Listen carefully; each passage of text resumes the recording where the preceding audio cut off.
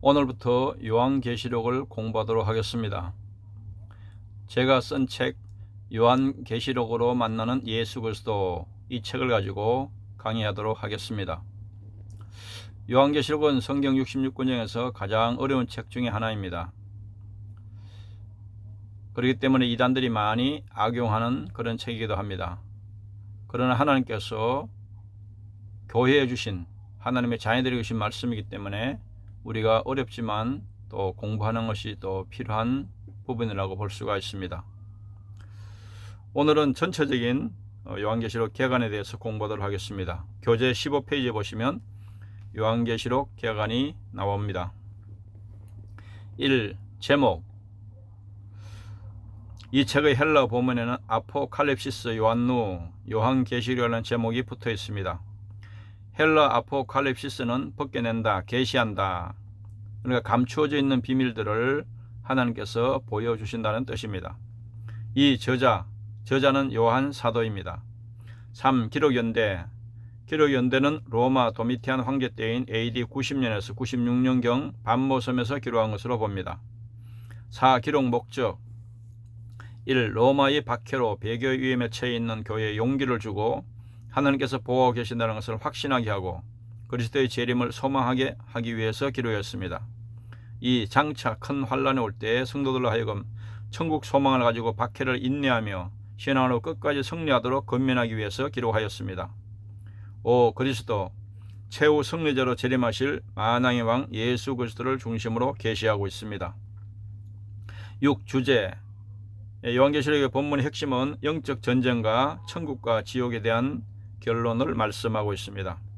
그래서 시제로 보면 세 가지 시제로 볼 수가 있는데, 과거의 시제, 요한이 본 예수 그리스도의 모습, 계시록 1장에 기록된 내용이고, 현재의 모습은 당시 소아시 7교회, 계시록 2장 3장의 내용이고, 미래에 대한 내용은 장차 될 일, 4장 이하에서 22장까지 미래에 일어날 일들을 중심으로 기록한 말씀입니다. 7. 의미. 요한계시록을 기록한 저자의 관점으로 보면 새하늘과 새 땅에 세워질 영원한 나라인 천국에 대해서 소개하고 있습니다. 중요한 내용들은 1. 심판주로 재림하실 영광스러운 주님에 대해서, 2. 7교회를 붙드시고 심판하시는 예수님에 대해서, 3. 천국 보좌, 7인과 7나팔, 7대접 재앙에 대해서, 재림과 천년왕국, 심판 주신 예수님에 대해서 말씀하고 있습니다. 8. 복음. 하나님의 관점으로 보면 예수님께서는 하나님의 뜻을 다 이루시고 승리하신 분이십니다. 그래서 요한복음 19장 30절에 예수님이 십자가에서 가산치료하실 때 다 이루었다 하고 운명하셨습니다. 그래서 예수님은 하나님의 뜻을 이루시기 위해서 이 땅에 가장 낮은 자리로 오셔서 섬기셨습니다. 그래서 십자가에 죽기까지 복종하시고 우리를 섬기셨습니다. 또 예수님은 마귀를 이기시고 그들을 불못에 던져 영원히 벌을 내리실 것을 말씀하고 있습니다. 또 예수님의 부활은 죽음까지도 이기신 완전한 승리자이심을 나타내고 있습니다. 9. 교훈. 우리에게 어떻게 적용해야 되느냐? 우리는 예수님의 영적 신부로서 아름다운 신부로 준비하는 것이 필요하다는 것입니다. 그러기 위해서는 첫 번째 재림을 사모하면서 두 번째 거룩한 신부로서 단장하는 것이 필요합니다. 10. 개요. 본서의 특징적 주제는 종말에 대한 예언입니다. 요한이 반모섬에서 환상 중에 받은 계시이며 소아시 7교회에 보낸 편지입니다. 그런데 여러 가지 환상과 상징으로 장차 일어날 대환란과 새하늘과 새 땅을 예언함으로써 어떠한 박해 가운데서도 낙심하지 않고 주님의 재림을 기다리며 끝까지 인내하고 신앙으로 승리하라고 권면하고 있습니다. 계시록의 전체 내용을 요약을 보면은 요한계시록은 사도 요한이 반모섬에서 기양생을 할 때 말세에 일어날 일들을 환상 중에 받고 기록한 것입니다. 로마가 공공연히 기독교를 박해할 무렵에 기록된 것입니다. 도미티아누스의 박해때로 봅니다. 핍박 가운데 있는 교회를 향해서 그리스도와 그의 교회가 사탄과 그의 추종자들을 물리쳤다는 사실을 전함으로써 교회를 위로하고 천국 소망을 주기 위해서 기록했습니다. 계시록은 종말 사건들, 특히 앞으로 있을 대환란, 예수 그리스도의 재림, 마지막 심판, 부활 및 새하늘과 새 땅에 대한 예언입니다. 종말론이란 신학적인 주제들 중에서도 가장 어려운 분야라고 할 수가 있습니다. 종말론이란 종말에 관한 이론이라는 뜻입니다. 종말론은 아직 이루어지지 않는 미래의 일을 논하는 문제이기 때문에 매우 신중하게 살펴봐야 합니다. 그러나 성경에서 재림 전에 먼저 일어날 징조들이 말씀하고 있는데 그 징조들이 이루은 후에 주님이 재림하실 것을 말씀합니다. 한 가지는 먼저 불법의 사람 적그리스도가 나타나야 합니다. 데살로니가 후서 2장 1절에서 4절에서 예수님 재림 전에 적그리스도가 먼저 나타날 것을 말씀하고 있습니다. 두 번째는 천국 복음이 모든 민족에게 전파되어야 합니다. 마태복음 24장 14절에 예수님의 천국 복음이 전파된 후에 재림하신다고 말씀하고 있습니다. 세 번째, 이스라엘이 하나님께 회개하고 돌아와야 합니다. 로마서 11장에 말씀하고 있습니다. 네 번째, 주님이 예언한 7대 징조들이 이루어져야 합니다. 마태복음 24장 4절에서 12절에 예수님이 종말에 있을 7가지 징조를 말씀하고 있습니다. 다섯 번째, 태양계의 변동이 일어날 것을 말씀하고 있습니다. 마태복음 24장 29절에서 31절에 말씀하고 있습니다. 여섯 번째, 적그리스도가 나타나서 이마나 오른손에 육령의 표를 받게 하는 그런 사건들이 일어난다고 말하고 있습니다. 계시록 13장 16절에서 18절의 말씀입니다. 일곱 번째, 예수님은 전무후무한 7년 대환란이 일어난 후에 재림하신다고 성경은 말씀하고 있습니다. 마태복음 24장 29절에서 31절, 마가복음 13장 24절에서 27절. 성경 전체의 구조를 세 가지로 보면은 세 번의 이루심으로 볼 수가 있습니다. 첫 번째는 성경 전체의 첫 번째 책인 창세기 2장 1절에서 천지와 만물이 다 이루어지니라 하고 말씀하고 있는데 이는 첫 창조의 완성을 이야기합니다. 그런데 계시록 마지막 부분에서 또다시 이루었도다 하고 나는 알파 오메가요 처음과 마지막이라고 선언하는 말씀을 볼 수가 있습니다. 이는 재창조의 역사를 완성하셨다는 말씀입니다. 그러기 위해서 예수님께서 오셔서 재창조는 주님이 십자가에서 다 이루었다 하고 구속하신 사건으로 말미암아 가능하여지는 것입니다. 이것이 성경 전체의 세 가지 이루심이라고 볼 수가 있습니다. 요한계시록은 환란 중에 있는 교회들에게 위로하고 격려하기 위해서 주어진 것입니다. 성경 해석에 있어서 중요한 것은 관점입니다. 똑같은 성경이라도 관점에 따라 전혀 다른 해석과 의미가 될 수가 있기 때문입니다. 이런 뜻에서 계시록보다 구속사의 관점에서 바라보아야만 계시록을 바르게 파악할 수 있는 책이라고 볼 수가 있습니다. 계시록에는 많은 상징들과 묵시들이 있습니다. 이런 부분은 난해한 것이 사실입니다. 그러나 이런 지엽적인 문제들은 결정적으로 중요한 것은 아닙니다. 왜냐하면 계시록을 통해서 교회를 위로하고 격려하시고자 하는 중심 주제에는 별로 영향을 주지 않기 때문입니다. 그래서 계시록은 예수 그리스도의 십자가와 교회를 중심으로 해석하는 것이 가장 건강한 해석이라고 볼 수가 있습니다. 17페이지 1번 계시록은 예수 그리스도의 계시라 이렇게 시작됩니다. 이는 예수 그리스도께서 계시하신 것이라는 뜻보다는 계시록의 중심 주제가 예수 그리스도를 증거하는 계시라는 의미입니다. 그래서 예수의 계시라 하지 않고 예수 그리스도의 계시라 말씀하고 있습니다. 계시록의 중심 주제 2번 그러므로 계시록에는 보좌가 44회, 어린 양이 29회, 성령이 13회, 교회가 20회 등장합니다. 계시록의 중심 주제는 바로 이 네 마디에 결합이 되어 있습니다. 3. 계시록을 기록한 분은 요한복음을 기록한 요한 사도입니다. 복음서에서 예수 그리스도를 하나님의 어린 양으로 부른 분은 바로 사도 요한입니다. 사도는 계시록과 복음서의 일관성을 위해서 의도적으로 예수 그리스도를 어린 양으로 부르고 있습니다. 그리고 사도는 복음서에서 하나님의 어린 양이 죽었다고 다시 사신까지를 기록하고 있습니다. 그래서 사도 요한이 쓴 책이 세 가지죠. 요한복음, 요한 1, 3서, 요한계시록. 그래서 우리가 기독교에서 믿음, 소망, 사랑을 강조하는데 믿음에 대한 말씀을 잘 기록한 것이 요한복음이고 또 사랑에 대해서 기록한 것이 요한 1, 2, 3서이고 그 다음에 소망에 대해서 기록한 것이 요한계시록입니다. 그러니까 사도 요한이 기록한 요한복음, 요한 1, 2, 3서, 요한계시록이 믿음, 소망, 사랑에 대해서 잘 말씀을 전하고 있는 내용이라고 볼 수가 있습니다. 4. 18페이지 4.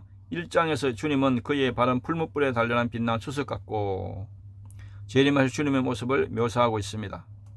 5. 2장 3장은 1장에 등장하는 야전군 사령관의 희야 부대인 7교회를 향해서 훈령하는 내용인데 한마디로 이겨야 한다는 말씀입니다. 그래서 7교회를 향해서 마지막으로 권면하면서 반드시 이겨야 한다. 이기는 자에 대해서 강조하고 있습니다. 6. 21장에서는 이루었도다. 나는 알파와 오메가요 처음과 마지막이라고 선언하고 있습니다. 드디어 재창조의 구속 역사가 완성되었다는 말씀입니다. 그래서 창세기가 시작의 책이라고 한다면 계시록은 완성의 책입니다.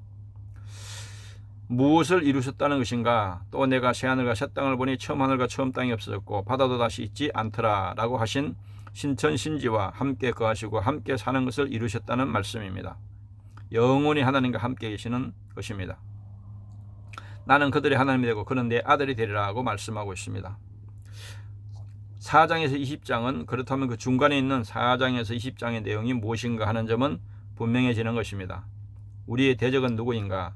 어떻게 하는 것이 이기는 것인가? 이것이 계시록의 전체적인 구조로 볼 수가 있습니다. 8. 그러면 교회가 싸워야 할 대상은 누군가 하는 점입니다. 첫 번째는 그 주제는 큰 용이 내쫓기는 앱뱀 곧 마귀라고도 하고 사탄이라고도 하며 온 천하를 깨는 자라 한 사탄과의 싸움입니다. 이 점을 계시록 16장 13절에서는 종합적으로 또 내가 보매 개구리 같은 새 더러운 영이 용의 입과 짐승의 입과 거짓 선자 입에서 나오니 라고 말씀합니다. 이것이 교회가 싸워야 할 세계의 대적입니다. 그런데 더러운 영이 입에서 나온다는 것입니다. 반면에 주님의 입에서는 예리한 금이 나온다고 말씀하고 있습니다. 그러므로 영적 전쟁은 입에서 나오는 진리와 비진리의 싸움이요 말씀과 함께 역사하는 성령과 악령의 싸움인 것입니다. 다시 말하면 무엇을 증거하는가, 증거에 대한 싸움이라는 말씀입니다.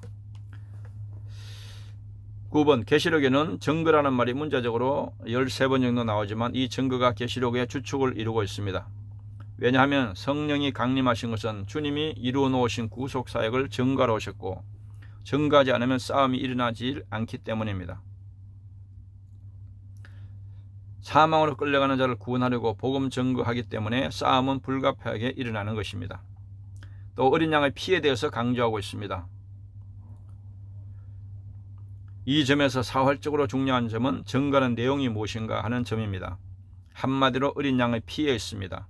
계시록 12장 11절에 보면 어린 양의 피를 말씀하고 있습니다. 그러므로 계시록에는 주님의 죽으심과 피가 강조되었습니다. 우리를 사랑하사 그의 피로 우리 죄에서 우리를 해방하시고 그래서 계시록은 예수님의 십자가를 중심으로 해석하는 것이 중요합니다. 계시록의 현재적 의미는 무엇인가? 2000년 전에 기록된 계시록이 현대교회에 어떤 의미가 있는가? 여기에 중요한 요점이 있는데 그것은 하나님이 자기 계시를 통해서 나타나고 있습니다. 하나님은 자신을 이제도 있고 전에도 있었고 장차 올 자요 라고 말씀하고 있습니다. 요한도 이제도 계시고 전에도 계셨고 장차 오실이라고 증언하고 있습니다. 그래서 하나님은 어제나 오늘나 영원토록 동일하신 영원한 현재로 계시는 것입니다. 또 하나님의 나라 건설에 대해서도 강조하고 있습니다. 하나님께서 성경 전체를 통해서 일관되게 추구해 오신 목표가 있습니다. 그것은 하나님의 장막이 사람들과 함께 있음에 하나님이 그들과 함께 계시리니 하신 함께하심, 즉 하나님 나라 건설입니다. 그런데 21장에 이르러서 하나님의 장막이 사람들과 함께 있음에 하나님이 그들과 함께 계시리니 하고 함께 계심이 이루어지고 있습니다. 임마누엘이 성취되고 완성된 것입니다. 또 알파와 오메가 시작과 끝을 말씀합니다. 그러므로 계시록에는 열쇠와 같은 말씀이 3번 등장합니다. 그것은 나는 알파와 오메가요 처음과 나중이요 시작과 끝이라는 말씀입니다. 하나님께서 모든 역사를 시작하시고 또 마치시고 처음 나중이 되시는 하나님이십니다. 계시록이 완성의 책입니다. 그래서 창세기 1장에서 3장과 계시록 20장에서 22장도 절묘한 대비를 보여주고 있습니다. 20페이지 보면은 계시록 22장 전체를 도표로 정리한 것이 있습니다. 크게 3단어로 나눌 수가 있는데 요한이 본 과거의 사건 계시록 1장 중심으로 기록된 것이고 또 지금 있는 일 현재의 모습으로 요한 당시 계시록 2장 3장 7개의 모습이고 그 다음에 장차 될 일 미래에 대한 말씀이 계시록 4장에서 22장까지 마지막 부분입니다. 21페이지에 보시면 요한계시록 주석에서 계시록의 해석 방법에 대해서 정리하고 있습니다. 몇 가지 정리를 설명하면 1. 중복적 계시로 보는 해석입니다. 계시록에 나오는 계시들이 있어서 앞의 것과 뒤의 것이 서로 다른 것을 말하는 것이 아니라 같은 것을 반복한다고 보는 것입니다. 일곱 인, 일곱 나팔, 일곱 대접 같은 재앙은 같은 것을 반복해서 사이클로 거듭 말한다고 해석하는 것입니다. 두 번째는 동시대사 학파가 있습니다. 과거적 해석법인데 계시록은 그 저자가 자기 당시에 되어진 또는 되는 일을 자료로 하여 기록한 글로 보는 것입니다. 이 학파의 여기는 옳지 않는 것은 본서의 내용은 예언, 미래에 대한 예언이기 때문입니다. 세 번째는 교회사 학파, 역사적 해석법과 상징적 해석법이 있습니다. 계시록의 내용이 교회의 사상에 나타나는 역사적 사건들에 대한 상징들이라고 해석하는 것입니다. 그러나 계시록의 내용이 교회사의 사건들로 말미암아 완전히 다 성취되었다고 하기는 어렵습니다. 네 번째, 영해파가 있습니다. 영적 해석을 하는 것인데 주로 이제 어거스틴이 등장하기 전까지는 초대교회 때부터 요한계시록을 문자적으로 해석했습니다. 근데 어거스틴이 등장하면서 영적 해석을 하기 시작하고 이것이 많은 영향을 미치고 있습니다.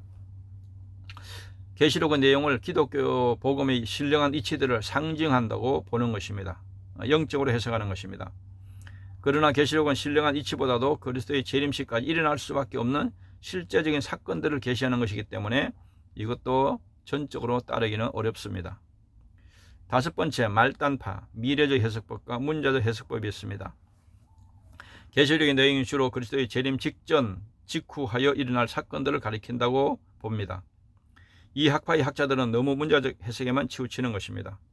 이스라엘도 문자적으로 유대 민족에게만 적용하고 있습니다. 이는 주로 세대주의에서 주장하는 해석입니다.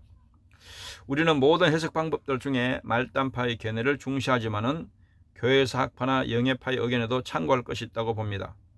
본서는 문자적 해석, 상징적 영적 해석, 미래적 해석을 중심으로 역사적 해석을 참고하는 입장을 취하고 있습니다. 요한계시록 전체 404절 가운데 278절이 구약 성경을 인용하고 있고 전체적으로 500회 이상 구약 본문에 대한 언급이 있습니다. 그래서 요한계시록을 이해하려면 구약 성경 전체를 바르게 이해해야 올바로 해석할 수가 있다고 봅니다. 22페이지에 보시면 요한계시록을 해석할 때 우리가 주의해야 할 점이 있습니다. 요한계시록은 묵시문학입니다. 묵시문학이란 하나님께서 감추고 드러내지 않는 신비를 계시한 문학입니다. 묵시문학은 환상과 상징을 통해서 저자의 의도를 전달하는 것입니다. 묵시문학인 계시록은 성경 66권에서 가장 해석이 어려운 성경입니다. 그러므로 해석할 때 겸손한 자세와 주의가 필요합니다. 특히 계시록은 누구도 완전하게 해석하기는 힘듭니다. 그러므로 자신의 해석을 완전한 해석이라고 주장하거나 자신의 견해와 다른 사람들의 해석을 비판하거나 정죄해서는 안 됩니다. 내가 알고 있던 선입관이나 해석을 절대적으로 생각하지 말고 겸손히 서로 배우고 존중하며 성경적으로 잘못된 것이 발견되면 언제나 수정하는 자세가 필요합니다. 칼빈은 겸손한 자세로 계시록을 강해하지 않았습니다. 포이틀에서는 계시록은 중요점을 염두에 두고 읽으면 이해가 가능한 책이라고 말했습니다. 그러니까 핵심이 예수님의 십자가와 교회를 중심으로 해석하면 중요한 부분들을 이해할 수 있다는 것입니다. 복음을 분명히 깨닫고 믿고 구원받은 사람은 환난 전 휴거를 믿거나 환난 후 휴거를 믿는다고 구원이 취소되는 것이 아닙니다. 구원받은 사람은 무천년설을 믿거나 후천년설을 믿거나 전천년설을 믿는다고 구원이 취소되는 것이 아닙니다. 그렇기 때문에 서로 포용의 자세가 필요한 것입니다. 박형영 박사는 개인이 치사 선택할 수 있는 문제라서 다른 견해를 가진 자들에게는 포용의 자세가 필요하다고 말했습니다. 또 박윤선 박사는 우리는 창조도 경험하지 못하였다. 그러기에 여기에 대하여 많은 학설들이 있다. 앞으로 최종 종말에 대한 것도 우리가 체험하지 못한 것이기에 견해가 다를 수 있다. 그러므로 나는 역사적 전천연설을 따르는 사람이고 저 사람은 세대주의적 전천연설을 따르는 사람이라고 해서 우리의 적이 되는 것은 아니다. 우리가 똑같은 하나님을 믿지만은 다양한 교파들이 있듯이 이 요한계시록도 똑같은 우리가 하나님을 믿지만은 견해가 다를 수 있다는 것입니다. 그래서 성경을 믿는 견해가 다를 뿐이기 때문에 서로 포용해야 한다는 것입니다. 이를 두고 서로 정죄할 필요가 없습니다. 서로 인정하고 존중하면서 어느 쪽이 더 성경적인 해석인지 배우면서 서로 연구할 필요가 모두에게 필요한 것입니다. 이런 자세가 요한계시록을 대하는 겸손한 자세입니다. 이런 겉면을 잘 새겨드려야 할 것입니다. 본 교재는 다양한 해석을 소개하고 있고 각자 선택하도록 도와주고 있습니다. 베드로후서 3장 16절에 보면 또 어떤 모든 편지에도 이런 일에 관하여 말하였으되 그 중에 알기 어려운 것이 들어있으니 무식한 자들과 굳세지 못한 자들이 다른 성경같이 그것도 억지로 풀다가 스스로 멸망에 이르느니라 고 말합니다. 그러니까 성경에 난해 구절이 있고 그런 것들을 억지로 풀면 오히려 멸망을 당할 수 있다는 것입니다. 그렇기 때문에 굉장히 신중하게 겸손하게 계시록을 대할 필요가 있습니다.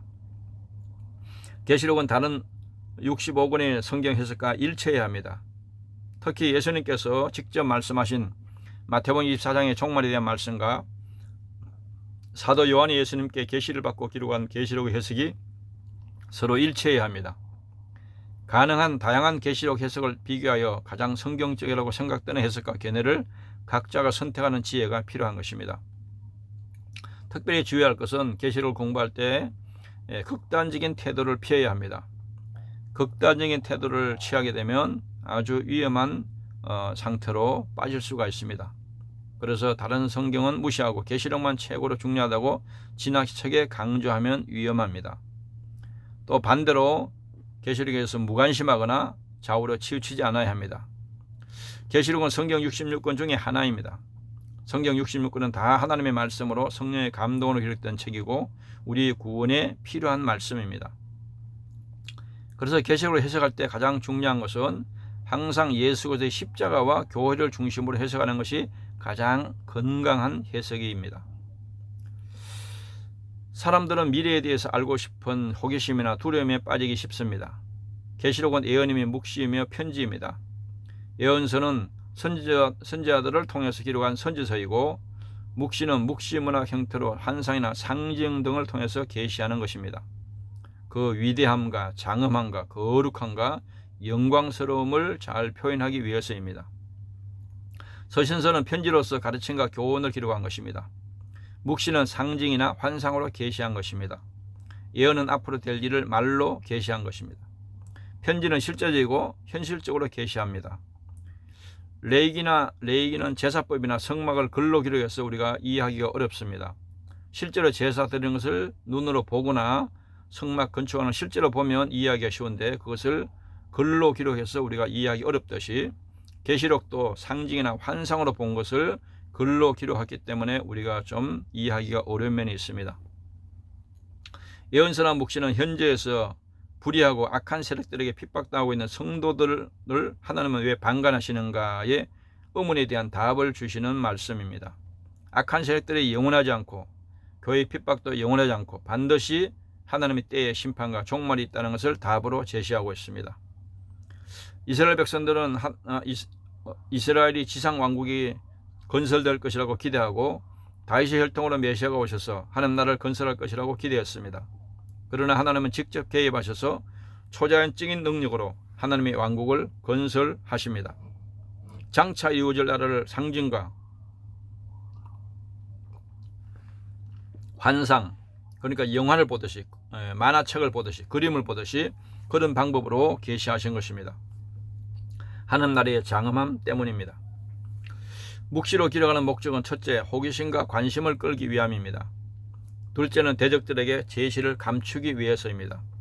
하나님을 대적하는 세력들의 핍박 아래에 있는 교회들에게 비밀로 하나님 뜻을 전달하기 위해서 묵시로 기록한 것입니다. 계시록은 20장의 천년왕국을 어떤 관점으로 해석하느냐에 따라 계시록 전체 해석이 다르게 적용됩니다. 무천년설로 해석하느냐, 세대주의로 해석하느냐, 역사적 전천으로 해석하느냐에 따라서 해석과 적용이 다르게 나타납니다. 본서는 역사적 전천설을 중심으로 해석하되 다양한 해석을 소개하여 각자 선택하도록 제시하고 있습니다. 이 무천연설이나 세대주의나 역사적 전철 이런 것에 대해서는 계시록 20장에서 본문을 공부할 때 자세히 설명하도록 하겠습니다. 오늘은 서론적으로 요한계시록 개관에 대해서 공부했습니다. 감사합니다.